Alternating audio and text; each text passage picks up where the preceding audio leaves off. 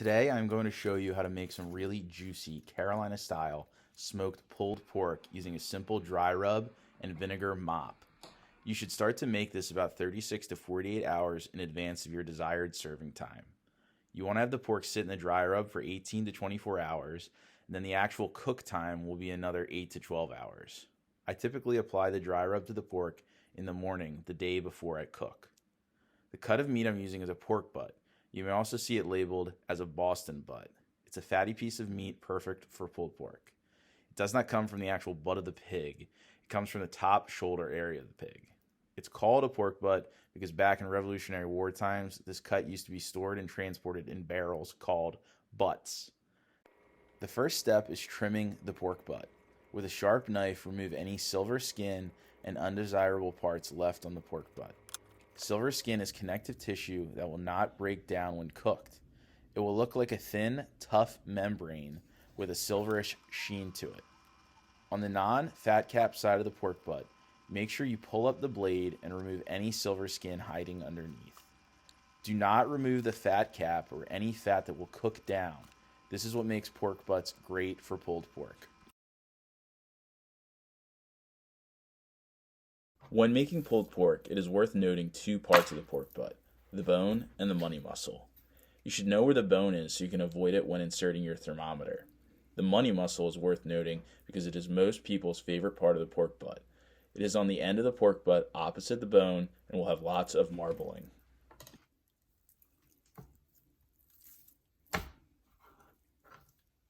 Now that the pork is trimmed up, we are going to create a dry rub. This is a simple dry rub made up of paprika, black pepper, dark brown sugar, and coarse kosher salt.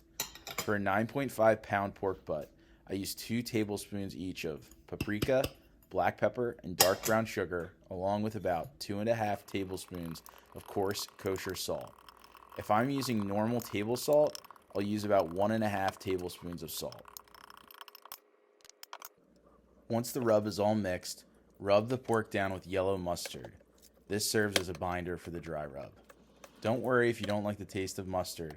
After the pork is all cooked, there will be no mustard flavor. Using your hand to guide the rub onto the pork and pat the rub into the meat, apply the rub to every side of the pork butt. I always finish with the fat cap of the pork butt on top, so it's easier to ensure the fat cap is on top when I put it on the smoker. After applying the rub, set the pork butt in your fridge for 18 to 24 hours.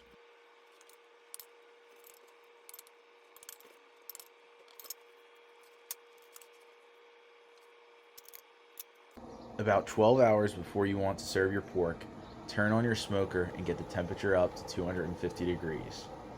Place the pork butt on your smoker fat side up. If you're using a thermometer, make sure you insert it into a thick part of the pork on the side with no bone.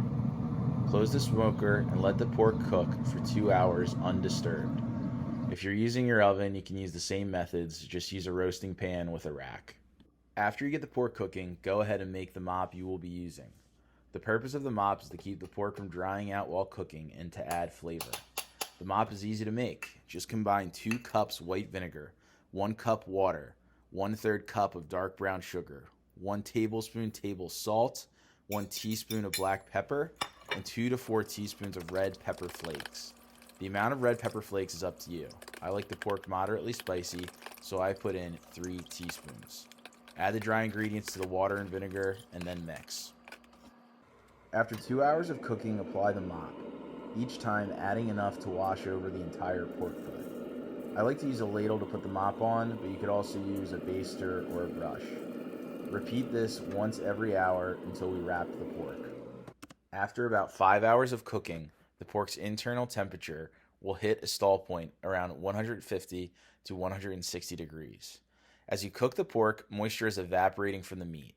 This evaporation cools the pork. When you first start to cook, this isn't a big deal and the pork's temperature will rise. But eventually, the heat in your smoker will have a tougher time overcoming the cooling caused by moisture evaporation, and the temperature of your pork will stall and slow down your cooking process. To push through this stall, we will wrap the pork in foil.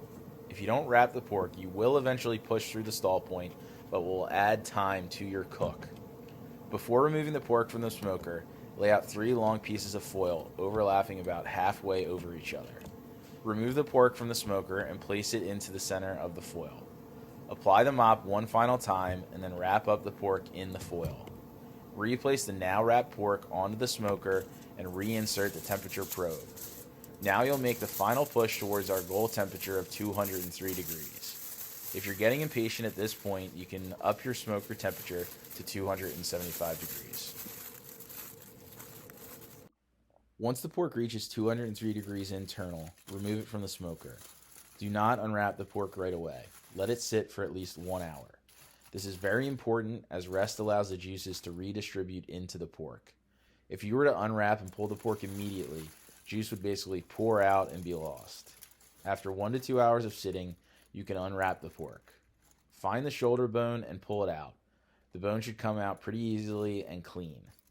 Next, use a fork, a spoon, your hands, or whatever you want to pull apart the pork. Once the pork has been pulled, it is ready to serve. Thanks for watching my video. I hope it was helpful. If you liked it, please help me out by liking and subscribing to my channel. Have a great day.